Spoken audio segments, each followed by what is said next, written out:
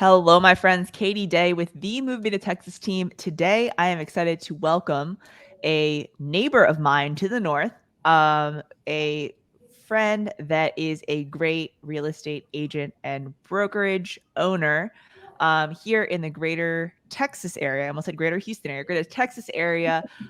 She is well known in the industry for her marketing, for just really being an all around badass. So I am very excited to welcome our guest this week, Lily Moore. What's going on? Thank you, Katie. Thank you for that introduction. It's really my pleasure. I was actually looking forward for the invite. I have watched your podcast before, and I was like, one day she's going to reach out to me. So thank you. It's a privilege to be here. Yeah, thank you so much for joining. So, for those that may not know you, Lily, tell me a little bit about yourself. So Lily Moore, guys, if you haven't noticed, I have a very light accent. I'm from El Salvador. I moved here when I was 20 years old. I tell this story very quickly. I was pregnant. I didn't know anybody. I didn't speak English. I just moved here trying to look and create a better life for myself and for my future children. Moved here again, didn't know anything. I started real estate 2011. I got my real estate license kind of like a part-time gig, like a lot of people. Didn't really do anything. I don't even know, what they allow me to do a part-time, right? Yeah. First year I just sold one house, and then within the next year, I started increase a little bit in production. I didn't know better. So I thought like 10 houses part-time. Okay, that's not too bad. Or maybe that is bad. I don't know. And finally, 2016, I went full speed in July 2016. I went full time.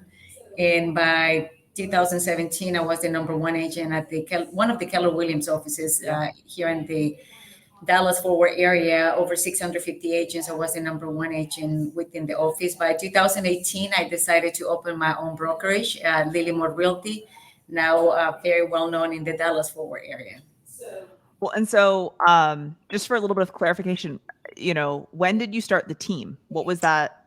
How So many we years in? started the brokerage as an independent brokerage, but really quick we realized there is a reason why it's called broker, because yeah, it wasn't working out well. Yeah. By 2019, we started the team concept, Okay. just So, to take a team brokerage. so just to make sure I understand, so you started the brokerage first, and like you were your own broker, and it's kind of like you, and then you realized you needed more transactions and people and income and all the things, right? Yes, we have a few, we have a few people who joined the brokerage as independent agents, and they still are independent agents, but Yeah. we weren't a team at the time. Like I said, very quickly we realized that was not the way to go, and we switched to the team concept. Well, and congratulations on pivoting, because I feel like a lot of people are like, no, this is a decision I've made. I need to like stick to it and try to, make it work. And yeah, so No, great job there. we have to adapt and yeah, see what's gonna work. And so where does the team stand today? How many agents? Today, I have 26 agents in the team. We have four admins. We have a marketing person. My husband, he is not a real estate agent, but he does run the team as the president of the company, which is basically, we call it the brain behind the brand. You always need an operator, somebody Yeah. who's going to actually hold the whole business together. I'm more like the artist. I like to go and meet with people and sell Yep. real estate. I'm still very actively selling and working with sellers and buyers. So the team, as of last year, we sold 110 million in real estate, over 200 transactions. This year, we are targeting or on the way to close to 100 millions. That is awesome. Congratulations. Thank you. Congratulations. So there's a few things that I want to unpack from what you just said, but I guess the first would be, have you and your husband always worked together since you kind of started the brokerage, or when did y'all kind of decide to start working together? So we started back in 2017. Like I said, I Okay. was really busy. I closed that year without an assistant, without a team. I closed 77 deals on my own, Yeah. being the number one agent, but I was Yeah. just running like a chicken with no head. Yeah. Like it was never ending, never stopping. So I did tell him, I said, look, I need some help. I need somebody. I didn't tell him that I needed him. I said, I need somebody who can help me run the business because there is so many deals I'm actually not able to do it because I don't Yeah. have that assistant, right? So at that point, he was working as an executive with a large company in downtown Dallas, and he saw what I was doing and how I was working in the last few years, he decided to basically retire from that company and help me start the brokerage. So we started working together in 2018. And we're still married, by the way, but it I, hasn't been easy yeah. working with your spouse. It's tough. Yeah, no, I mean that's so how do you balance that, right? I mean, obviously you guys have different roles, which I think is important. And that's something that took, Ryan, my husband and I a while to figure out of like, these are our lanes and we need to stay in them. So I guess how do you balance it other than just kind of the roles? What do you guys do? That's exactly what it is. She kind of like at the beginning, it's like, he used to tell me what to do, right? And I was like, you don't even know what you're talking about. You're not a realtor. And, he's like doing the business. And I was like, so we learn within time to stay in our lanes. He does all the operations and business side. I do the real estate. I'm the broker. I talk Yeah. to the agents. I talk to people. As there is, like you say, there is that line. Like we try not to cross because if we do, then it can become challenging. Yeah.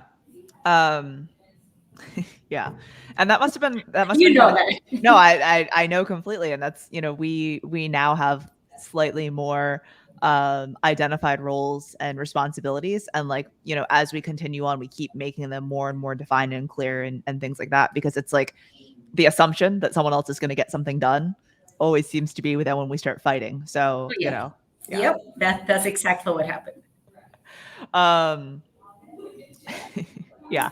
No, I feel you there. It So probably brings you some memories. I know. I'm like going. yeah, I'm like you're basically telling me things that I remember very vividly. So 26 agents, 4 admin, marketing person, your husband, kind of running the operation side of things. So like how have you grown so quickly? Because I mean you haven't had your brokerage for very long, right? I mean it may feel like forever, but it's still a pretty young brokerage, right? So what have you done as far as growing the team? So growing the team is basically, we didn't actively recruit at the beginning. Now we are. But initially, when we started in 2018, 2019, it was really more like putting myself out there on social media. Yeah. I do always tell people like, social media, it's this to me is the biggest contributor to what I have grown in the past as a real estate agent. In the last 10 years, listening to Tom Ferry since 2012, Yeah. 2013, talking about video, video, video. So I started doing a lot of video. So that started helping me become successful and for people to recognize me in the metropolitan area. I started getting a lot of referrals. We didn't recruit necessarily the agents, but the agents were attracted to what we were doing Yeah. because it was something different. It was more like kind of like, video is our modern thing to present listings and to talk to people and deliver messages. So a lot of agents, they just basically start coming to us from another companies, some of them from a previous brokerage because they saw what I was doing. Yeah. And after that, basically, you do need to have somebody on the operation side because I promise you, if I was just an agent trying to get into business and start my team, my production was going to completely slow down. I had no idea what I was doing, how to run the team with the Yeah. system, processes, and everything else. So I think part of the success is having somebody on the side who can help you and provide all those behind the scenes that nobody sees. But it's Yeah. important as a brokerage and as a team to make sure everybody's accountable. With that being said, like I said, we didn't necessarily recruit agents before. Now we just starting to do that because we are growing and we're getting more leads that we can handle. Yeah. So we are actively looking for new agents. Nice. So outside of social, what are some like places you feel have been successful so far? I did social media. I can tell you, I did a lot of geo farming. That went from the place I choose to start the geo farming was 10 years ago, and I went from selling one house to now selling 50 to 60 houses a year in that neighborhood. Yeah. And from there, the people in the neighborhood, they know me so well. They have sent me so many referrals all over Yeah. Dallas Forward. And that's when you start, growing the business with the referrals from your past clients, from your farming area. Farming area to me is one of the biggest thing. If any agent asks me today, hey, what should I do to try choose a farming area and work with them? And it takes years, but it's gonna pay off eventually. Well, and so when a lot of people hear farm today, they think they're just gonna like send out a bunch of mailers. So what, like, I mean, we don't need to go into like, you know, detail, but like, what are some of the other things? Like, I'm sure you're doing mailers. What Yeah. else do you do in a farm? So what as of right now, I'm so busy, and sometimes that's a mistake because I used to do more things back Yeah, then, like with my time because I didn't have enough clients. I use my time wisely to connect with people in the community, either helping people, bringing them comparable sales to dispute the taxes whenever, and that wasn't knowing today's market, but that was many years ago. What I yeah, will offer, to get the latest sales so they could dispute taxes. If anybody in the community needed some donations for sponsorship for a kids basketball team, the kids baseball teams, the police department need help with fundraiser like food drives and things like that. I was always donating my time, and I was trying to be very cautious again, using my time in a way to serve others. And people start noticing that, like, okay, yeah, she's not trying just to sell me something, she's trying to actually be authentic and be of service to others. So that was the biggest impact, I think, because if people feel like you're just trying and to sell something, and you just out there like, hey, like I sell houses, yeah, instead of like, hey, how can I help you? yeah.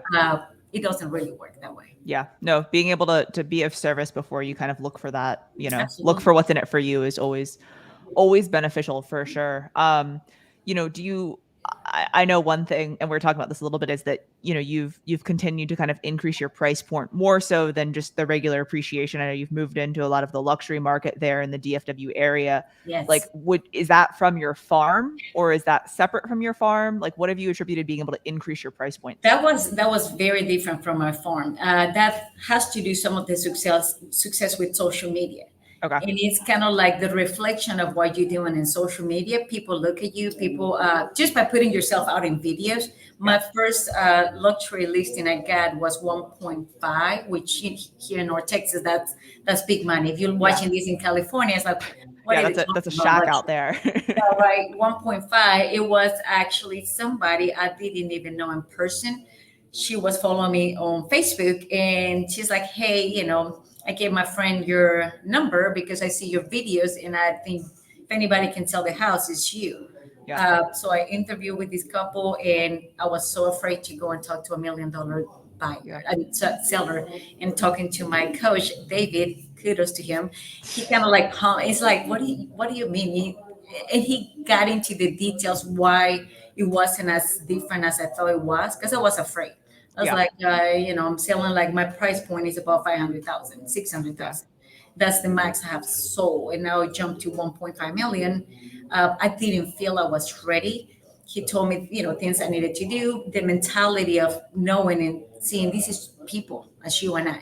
This Yeah. is people with the same needs, the Yep. same expect. The expectation may be a little higher because you're dealing with a higher price point. I did started taking some lessons on different kind of like buildings or houses types, construction material, even on what the brands like, and I'm talking about appliances brand. Like I didn't Yeah. even know what a Viking stuff was, and if you walk into somebody's luxury home and they have a $5,000, $6,000 stuff, and you don't say nothing about it, sometimes it's ridiculous prices like 20,000 for stuff, and you don't Yeah. compliment, or you don't mention that, or you just kind of like don't know what that is. It's kind Yeah. of like hard to talk that language. Yeah. So I just started slowly, with one house, and then I started advertising on social media. Whenever I got the first listing, Yeah. I start advertising to get more sellers. Because a Yeah. lot of agents make the mistake when they do the advertise on social media. It's basically try to attract just buyers, Uh-huh. and you have to list to last. So I was just always trying to create some marketing to bring more sellers in about that same price point. No, that's so smart. And the appliances, I think, is like, that's something that I think a lot of people don't think about. And I remember we moved into our house in 2020, a couple years ago, and when we were picking out our appliances, we were looking at like some of the Viking and, different stoves, and like I really liked them, but I was like, man, this is like twice the amount of like the cooktop that we're also looking at. And the appliance guy was basically like, unless you just want someone that comes in and everyone that comes in goes, ooh, that's a nice stove. Like he's like, this one's actually better and it's cheaper, so just buy it. And I was like, you know what? Like I don't actually care. I don't need the Viking or the whatever. Like we'll just go with the cheaper one. But like it is something that when you walk into a home, like Yeah. for a lot of those appliances or features, like they expect you to point that out to be like, oh, this is a nice blah blah blah whatever, right? Yeah, So yeah. that's a This is smart upgraded move. flooring, carpet, whatever it is. Yeah, they, Yeah. they, they expect you to know some of that branding. Yeah. No, that's a super smart move on your part to try to get as much information. Um yeah, kudos to you on that. I like Thanks. that. I like that a lot. Um any other tips as far as working with luxury sellers that No, and at the beginning, and I remember talking to David that I told him, I said, I don't even have a luxury car. How I'm gonna go to this appointment. Hey, just be there on time. Be there on time, even if you drive in whatever brand of car you drive in, make sure the car is clean. Because Yep. people is gonna take a peek through the window Oh sometimes to yeah. see, are you on time? Are you struggling just to run out of the car, and are you late? You can, Yeah. for any appointment, not just luxury, don't be late. Yeah. People's most important asset is it's time, Yeah. especially people who makes a lot of money. Their time, it's money. And if you're 5 minutes late, they're probably gonna just scratch you, because they like people to be prepared, to be on Yeah. time. Who comes, talk about, if you don't know the neighborhood specifically, maybe you want to pull some comps and get some information for the last year or so, what's happening in the community, what's nearby. But especially luxury, what amenities are nearby? Is it a golf course? Is it, do you know what's the membership? Because you start talking to them about these things, and if you don't know nothing, they're gonna be like, okay, you don't talk the talk. So Yeah. they're gonna need somebody who's, and don't be afraid, because we see a lot of agents, they've been in the business for a long time, luxury agents. And yes, but they started somewhere. They didn't Yeah. start, selling a bunch of houses. We all gonna get there at one point if we put the work. Yeah. You have to put the work and the ethic to do. Yeah. No, completely agree. And that's something I learned early on with listing appointments, like making sure your car is always clean. So if you got to run through the car wash on the way to the appointment, like make sure it's clean. Absolutely, 100%. It's presentation. How do you present yourself? You don't Yeah. have to have designer clothes at all, but your hands have to be clean, nails manicure. Yeah. You have to look put together, because at the end of the day, you're gonna represent them. You're gonna Exactly. represent their house. You're gonna meet Yeah. with buyers and agents, and you're gonna be the face representing them. So they want to make sure somebody who looks Yeah. professional, and it's a professional real estate agent. Yeah. And they are totally watching you outside their home. So, Oh, they the watch moment you you get out of your outside. car. They watch your social media. Yeah. I mean, they do a lot of things. It's funny, talking about the social media and luxury market. I just got a listing recently, 1.8. And the reason I got this listing was because they watched one of my videos from another luxury listing on YouTube. Really? Yeah, they call me and they say, my kids were asking if our houses can be on YouTube because they were watching your videos.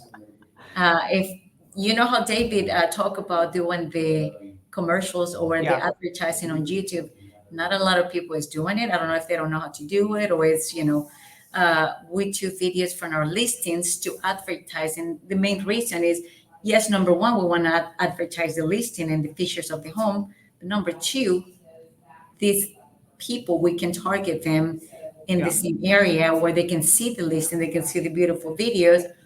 And I got the call and I got the listing. So it That's was very awesome. interesting. Yeah.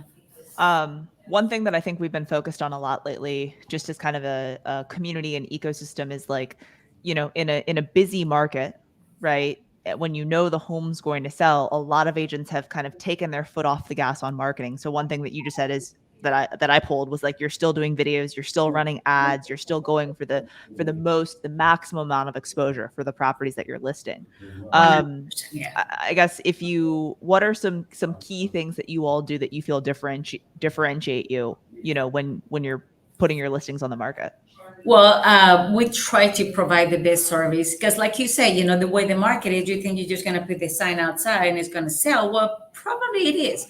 But at the same time, what are you doing to prove your clients that you actually provide them white glove services? Yeah. We go into details. If I see the house needs some cleaning, I send a cleaning crew to clean the house. We send the professional photography company. We get a Yeah. videographer. We still do a lot of advertising, target advertising on social media, and also, Google Ads. It's basically we do a lot of online advertising. We start doing some of the luxury magazines just because they look pretty, but not because they're gonna sell the house. Again, it's just a way to advertise the house, but at the same time advertise ourselves as another luxury agent, Yeah. No. which it's you have to utilize what you have. To me, it's an incredible way not just to advertise the house and your clients get super happy with every video we're posting out there. For our listings are getting between 40,000 to 100,000 views on Google Ads, and we try to advertise to the markets we know either we can bring the buyers from, Yep. or the markets locally where we can get more listings. Yeah. We got the brochures, we got 3D tours, we got a staging person that comes and provide time with them to kind Yeah. of like help remodel the house Yeah. if needed. So there is a lot more, not just coming to put this drawing, outside. Yeah. No. That's awesome. And I think marketing listings, at a high level today is not only bringing you more buyers and more sellers, but it's also a brand play. Oh, So 100%. as markets change and as things shift and different things happen, if you've been doing the same thing day in and day out, you have this great process, it's streamlined, you're confident about it, that it has results, and Yep, it'll serve you very well in the future. definitely. Yeah, no, that's awesome. I appreciate that. Um, what if you weren't a real estate agent? What do you think you'd be doing? Woo, I don't know. Housewife, just kidding. Uh, no, I wouldn't do that. You know what I really wanted to do growing up was actually be like a newscast person, Okay. be on television. I would probably be doing some kind of like videos on YouTube or TikTok. Who knows? I still do videos, but I was saying you're already doing that. yeah, but see, it's funny. I did a lot of TV commercials back in the days where I was advertising a lot of different products. So now I do the same thing. The only difference is I'm advertising my own brand, which Yeah. I love. But that was one of my things. I wanted to be like a newscast, which, yeah, that was the dream. Yeah. Well, I would just say, just keep doing what you're doing, and you're kind of doing that I know I'm already. gonna do like, yeah. I did start doing the real estate segment back in 2020 whenever COVID hit. We Yeah. were doing kind of like a little newscast, in regards to housing and what was happening, and it was fun. But now it's like we got so busy, we kind of like had to stop that and just keep moving. Yeah, Yeah. one day Yeah. when I retire. Who knows when that'll happen though? Right, right. All right. I'm going to hit you with one other question. It normally stumps people, so I'll give you as much time as you need, okay? Ooh, okay. All right. If it were your last meal on earth, what would you be eating? Oh, I know for a fact. We always talk about it with my family. That's weird. My husband and my kids always talk about what would be your first meal if you were about to die in jail. Some weird stuff. I always tell them for me will be a Salvadorian sampler. I'm from El Okay. Salvador, so we have what's called pupusas, which is like Oh, yeah. mixed. Yeah, you know what I'm talking about. Fried plantain, fried yuca, tamale. That give me some black beans, and I'd be happy with that. You're making me hungry. It's like almost lunchtime. All I of was those things. gonna say I start thinking about food myself. Yeah. Do you prefer like the plantains where they're still kind of like plantainy and they're just kind of like half a plantain kind of fried, or do you like the like tostones like I don't like fried, the tostones as much because they kind of like hard. I like the ones that are still soft. little soft, yeah, And you mix that caramelized? with black beans and kind of it's called crema, salt, but it's not sour cream. It's something different. It's called Yeah. crema and black beans, and you mix them. Oh my god, I am You're good. making me hungry. I was gonna say if you know any good Salvadorian place in Houston, because there is a lot of Salvadorian people there, you need to go. I'll be on the lookout. I don't know any off the top of my head, but I'll find one, I'll try it out, and then you'll have to come down and we can Oh, we can do it absolutely, together. absolutely. Well, thank you so much, Lily. If someone doesn't already follow you online, where's the best place for them to reach out or to follow you? Anywhere, social media, Facebook, Instagram, TikTok, LinkedIn. I'm at Lily Moore Realty. And, I would say 99% of the time I do reply to messages, maybe not the same day, but Yeah. I do. I try to stay connected with people because I do remember one time, many, many, many years ago, I reached out to a top agent asking a question. Hey, I'm thinking about this. What do you think? And I never heard back from her, which was sad. Yeah. But I completely understand people is busy. I'm not in the radar to give me time, but I like to give at least a few minutes to people if they do have questions. Yeah, of course. Well, thank you so much for taking some time today to chat and share your story. Always good to connect, and I'm excited. I'll be back up in your area this later this year for Summit, so I hope to connect with you in I person can there. take you to a great Salvadorian place here when you come. Oh, okay. We're gonna chat offline about that. All right, I am definitely in for that because everything that you just named is high on my list of foods that I enjoy. So I am let's do it. definitely down for that. But Lily, thank you so much, and I Thank you, can't wait to Katie. see you soon. I appreciate you. Thank you so much.